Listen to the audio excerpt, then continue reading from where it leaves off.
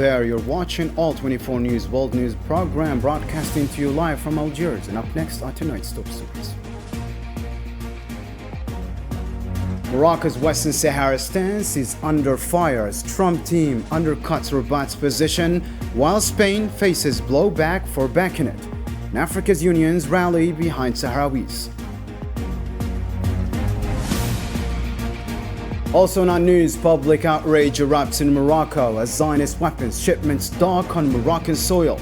Protesters accuse the Makhzen of complicity in Gaza's genocide, warning that such alliances could land the kingdom in legal peril.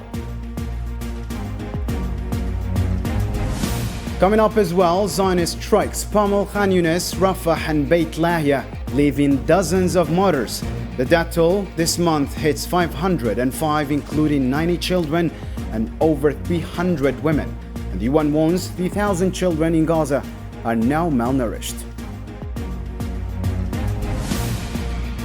And later on, Algeria diversification efforts are paying off. The World Bank forecasts a bright future for non-oil exports, raising Algeria's new investment law for driving growth. Stick with us, the details straight ahead.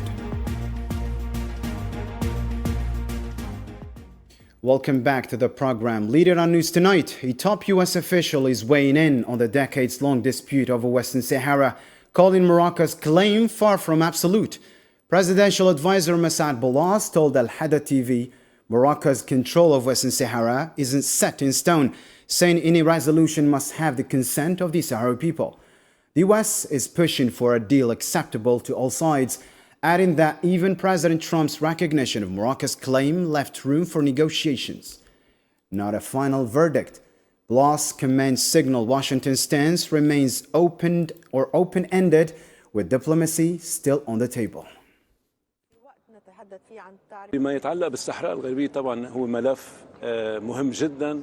Regarding Western Sahara, it is of course a very important issue. It's a file that's been ongoing for nearly 50 years now. In fact, it will reach 50 years in just a few months. It's a stalled matter. We saw that the Moroccan foreign minister visited Minister Rubio about a week ago, and the meeting was very positive. But what's more important was Minister Rubio's statement on this matter. He emphasized the need to accelerate the resolution and stressed that the solution should be acceptable to both parties. This is a very important point, and he also highlighted the third key aspect, the US push in this direction. In related developments, Sahrawi solidarity groups are firing back at the Spanish Foreign Minister José Manuel Alvarez, accusing him of endorsing Morocco's occupation of Western Sahara.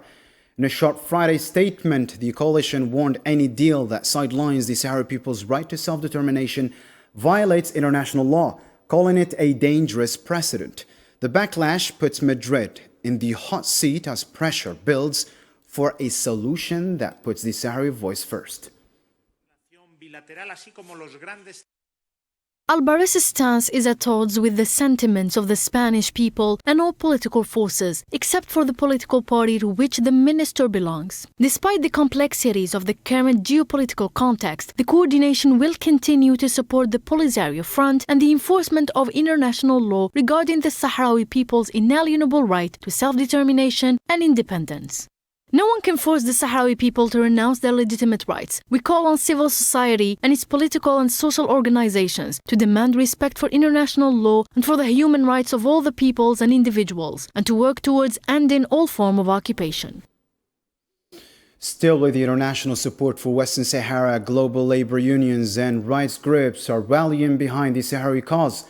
The delegates at the 10th Congress of the Sahrawi Workers' Union sent a clear message demanding the Sahrawi people's right to self-determination be honored. Trade unions and human rights advocates from Algeria to Cuba, Mauritania to Portugal stood in solidarity, calling the Sahrawi struggle a fight against colonialism that must end in full independence. Speakers labeled the conflict as part of a global push for freedom. Now we move to the new clashes in Morocco, where security forces cracked down on protesters demonstrating against arms shipments to the Zionist entity. Moroccan security forces clashed with the demonstrators Friday night after a peaceful march turned violent in the port city of Tangier. Protesters rallied under the slogan, "Not to turn our ports into bridges for massacres," denouncing arms shipments bound for the entity. But witnesses say Rolly gendarmerie troops used excessive force, beating and dispersing the crowd. The demonstration organized by a pro-Palestinian coalition, highlights growing backlash over Morocco's ties to the Zionist entity since their U.S. brokered normalization deal. A peaceful protest in solidarity with the Palestinian people was met with arbitrary and brutal repression in the city of Sidi Yahya al-Gharb on the evening of Friday, April 18, 2025. In doing so, the Makhzen authorities violated the Moroccan people's right to express their solidarity with the steadfast Palestinian cause. They attempted to silence the outcry against the Moroccan authorities' decision to allow the country's waters to be contaminated by ships carrying weapons and ammunition destined for the Zionist entity. Similarly, rights groups are accusing the Moroccan government of enabling potential war crimes by allowing arms shipments to the Zionist entity. Aziz Hanawi of the Moroccan Observatory Against Normalization issued a warning. These shipments could make the country complicit in genocide, opening the door to international prosecution. I question Bourita and everyone who bears even an ounce of responsibility in this country, whether small or great. They must answer to the Moroccan people, not just the slaughtered Palestinian people. Are we part of this machinery of genocidal war or not? Ships that carry deadly barbaric weapons to the Zionist entity or not? And if Parliament does not speak, it is proof that this silence is a sign of approval and consent of the presence of these ships, and this crime could legally lead the official Moroccan state to international criminal courts, and it constitutes from a legal standpoint a direct partnership in providing the means for weapons to reach a murderous gang that destroys hospitals, aid convoys and mosques, and targets children and women. The Moroccan Front to Support Palestine has launched its fiercest attack yet, accusing the government of prolonging the bloodshed in Gaza Strip by letting Moroccan ports ship weapons to the entity. In a blistering Saturday statement, the anti-normalization group called the so-called Makhzen regime, quote, a direct partner to the occupation forces and complicit in genocide. The language marks a dangerous new phase in domestic backlash against Morocco's U.S. broker deal with the Zionist entity as protests grow louder and legal threats loom.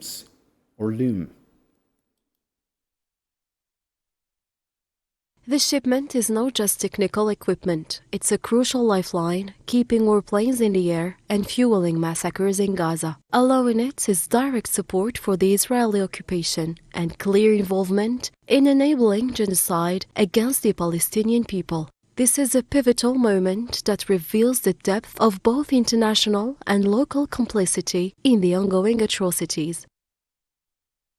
Shifting focus to the Middle East now, new Zionist strikes pounded Gaza early Saturday, leveling homes, refugee camps, and even tents housing displaced families.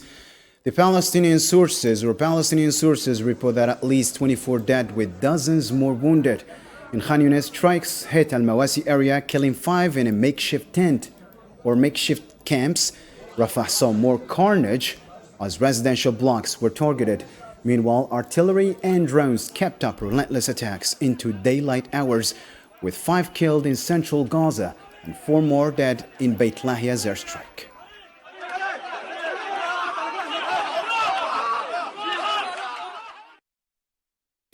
In tonight's news as well, Gaza's southern city of Khan Younis is on the brink. Its neighborhoods crumbling, its people broken.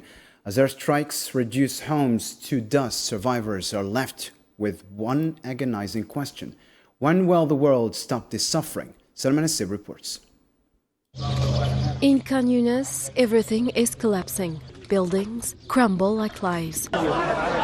Last night, shortly before midnight, a Zionist airstrike struck a residential building with surgical cruelty. 2 floors gone in seconds. Inside, women, children, civil servants, none of them combatants, all of them defenseless. It was almost 11:30 p.m. when an F-16 struck the house and destroyed 2 floors, where there were mainly women, children and civil servants. Even Ziad, who was martyred, had already been arrested, interrogated and released with no charges. Today, he died a martyr. In the rubble, the pain bears a name, Kenan, a little boy, just 1 year old and 8 months old, a miracle child, born after 18 years of struggle, 700 injections, and prayers too many to count. He was playing next to his father, a symbol of hope in a hopeless night, until a missile tore that hope away. بعد سنة و8 شهور. 1 year and 8 months. That's Kenan's age. He was born after 18 years. He was right beside me. Suddenly, the missile fell. And Kenan disappeared. He died wanting to eat chicken. I wanted to stop breastfeeding him, but thank God, I didn't. There was nothing else to give him, nothing but me. The streets of Khan Younis are now quieter than ever, but it is the silence of shock, not peace. Palestinian women, barefoot and trembling, search for pieces of their past in the dust of their homes. Their hands, once used to cook and comfort, now carry the bodies of sons and daughters to overwhelmed hospitals or shallow graves. Our dreams are gone. We can't even speak. We can't even dream anymore. There's no energy left. We are tired. There are no rights left. There is no more humanity in this world. There is no more safety. We're not living. We try to live, but we are already dead. My heart feels nothing. In Khan Younis, the sun no longer rises on hope. It rises on funerals, on grief, on loss. And beneath the smoke and the silence hangs a single searing question. How many more children must disappear before the world finally opens its eyes? The human cost of Gaza's war grows even starker as the Palestinian Health Ministry in Gaza reported Saturday that Zionist attacks have killed 92 people and injured 219 over the past 2 days. The latest casualties raised the death toll to 2,783 since the occupation attacks intensified on March 18, with the overall toll surpassing 51,000 martyrs and 116,000 wounded since the war began.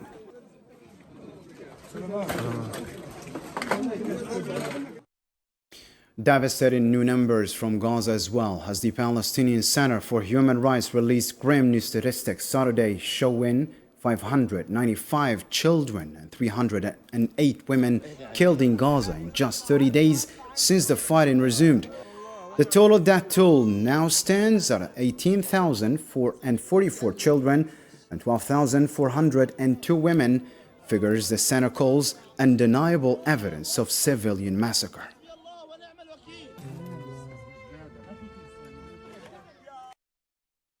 For its part, the UN Office for the Coordination of Humanitarian Affairs warned of a severe deterioration in Gaza's humanitarian crisis, with over 3,000 children now being treated for malnutrition this month alone. In a statement Friday, the UN body stressed that the continued closure of crossings for the 7th straight week is worsening hunger, especially among children.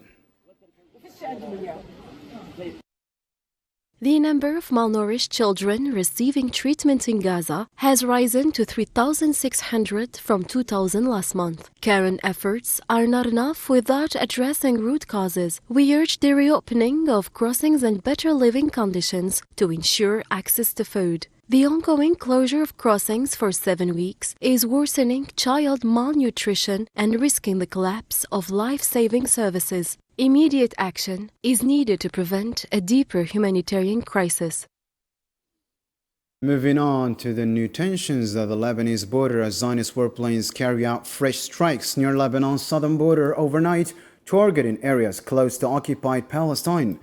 The Lebanese National News Agency reports warplanes dropped illumination flares over Al-Mashab, while armed drones patrolled the skies above multiple villages in Nabatiya Governorate. Elsewhere in the Middle East, U.S. warplanes struck multiple targets across northern Yemen Friday, hitting what Pentagon officials called the Houthi military sites in Sana'a, Al-Jouf, and Sada. But Houthi media says residential areas were also hit, sparking massive protests in Sana'a, a Sab'in square, where crowds condemned the attacks while voicing support for Gaza Strip.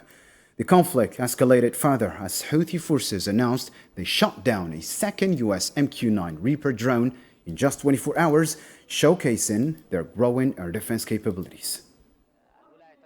نجحت دفاعاتنا الجوية. Our air defenses successfully shot down hostile American MQ-9 drone while it was carrying out hostile missions in the airspace of Sanaa's governorate. The drone was brought down using a locally made surface-to-air missile. This is the second drone our air defenses have managed to shoot down in the past 24 hours and the sixth in the current month of April. New optimism for Algeria's economy tonight as the World Bank confirms the country's push beyond oil and gas is finally paying off. Yassine Rikti has the details.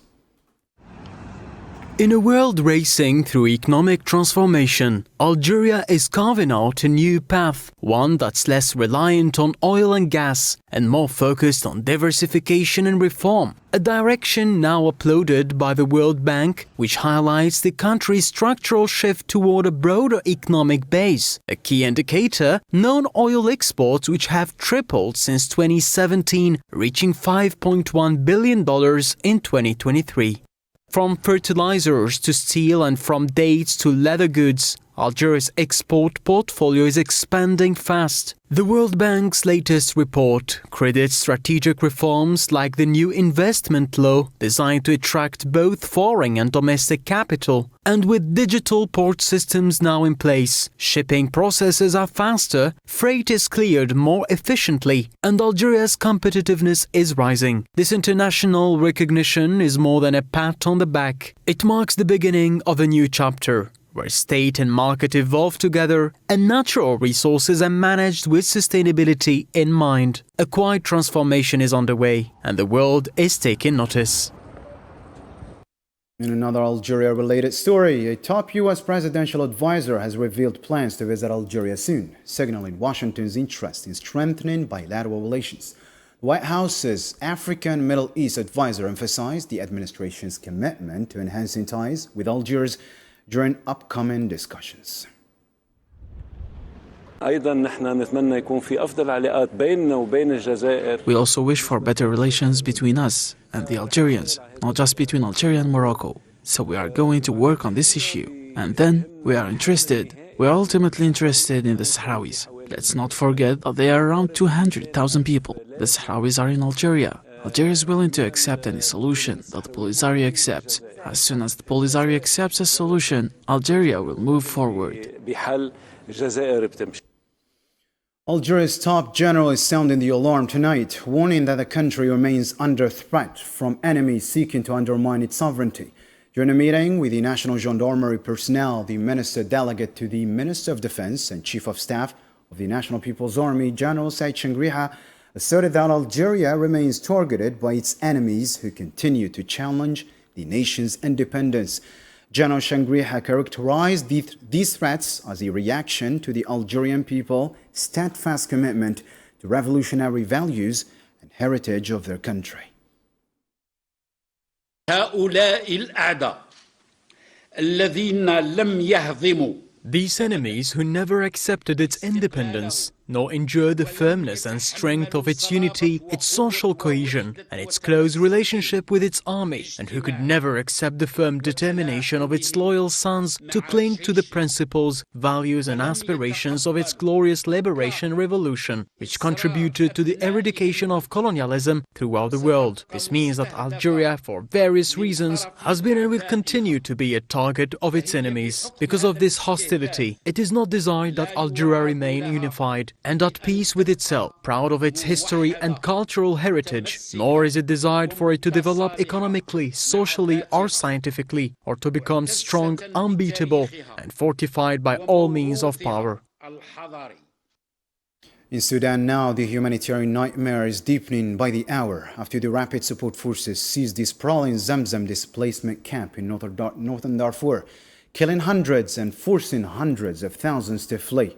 The world is once again confronted with the consequences of a forgotten war. More on this story with Zahar Farjani. under a blazing sun with nothing but scraps of cloth tied to sticks for shelter. The displaced of Darfur have gathered once more, this time in Tawila. A sandy expanse has become their last refuge. Most of them are women, many are children. All are survivors of yet another assault, this time on the Zamzam IDP camp, now in ruins after a rapid support forces offensive just days ago. Najla fled not once but 3 times, from Zamzam to Hilat Mara, then to Saluma. Each place brought fresh violence, the same enemy, the same fear. They chased us, they burned us, they took everything. We had no food, no blankets, just the children and a few cooking pots. We walked for days. She is here now, but her parents, her siblings, her grandmother are missing. The stories echo one another. Looting, executions, fires that swallowed tents and lives whole. Panic left no room for goodbyes, only for escape. They are dead people. We don't know who they are. Some died from thirst, others from hunger. I don't know what happened to my family. I came here with strangers. The images from Tawila speak volumes. Children sleeping in the dirt, mothers calling babies under plastic sheets, entire families with nothing but the clothes on their backs. We need everything a human being needs. Flour, rice, pasta and sugar. Blankets to sleep on. We are sleeping on the bare ground. 2 years into the war, the numbers are staggering. In just 1 week, the attack on Zamzam alone claimed over 300 lives. According to the United Nations, 4,000 people have been forced to flee. What remains is a country shredded by war and a people with nowhere left to run. Moving on to other news now. 4 hours of nuclear negotiations between Iranian and U.S. officials concluded Saturday in Rome. Iranian Foreign Minister Abbas Araghchi called the discussions constructive and announced a follow-up round next Saturday in Oman. Araghchi said progress was made, with the meeting being positive. Ali Shamkhani, political advisor to Iran's supreme leader, stressed that Iran is seeking a balanced agreement focusing on guarantees, lifting sanctions and limiting the Zionist entity's influence, while noting that the Iranian delegation has full authority in the talks.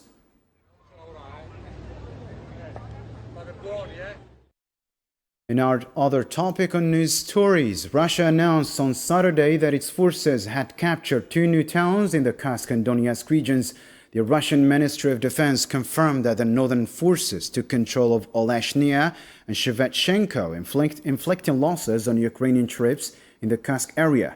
Russian Chief of Staff Valery Gerasimov also revealed that over 99% of the territory in Kursk, which Ukraine had seized in an August offensive, has now been recaptured, with more than 1,200 square kilometers liberated.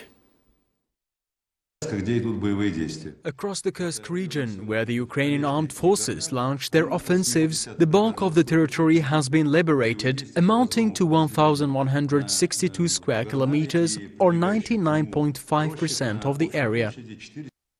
Russian President Vladimir Putin declared a truce in Ukraine on Saturday for Easter. In a televised meeting with Chief of Staff Valery Gerasimov, Putin confirmed the ceasefire would begin Saturday evening and last until midnight Sunday.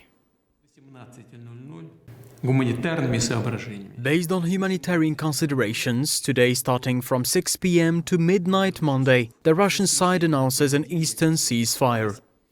Meanwhile, in a post on X platform, Ukrainian President Volodymyr Zelensky on Saturday dismissed Russia's proposed ceasefire as insincere, accusing Vladimir Putin of playing with human lives. Zelensky did declare his position on adhering to the proposed truce.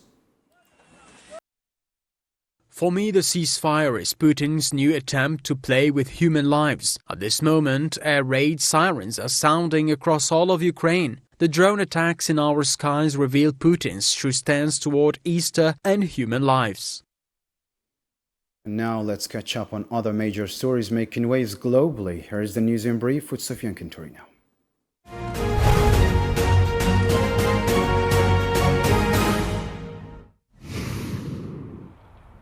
Russia's defense ministry accused Ukraine on Saturday of launching 10 attacks on Russian energy facilities within the past 24 hours, according to a statement from the ministry. One of the attacks damaged a major gas distribution line in the Shibikino area of Belgorod region.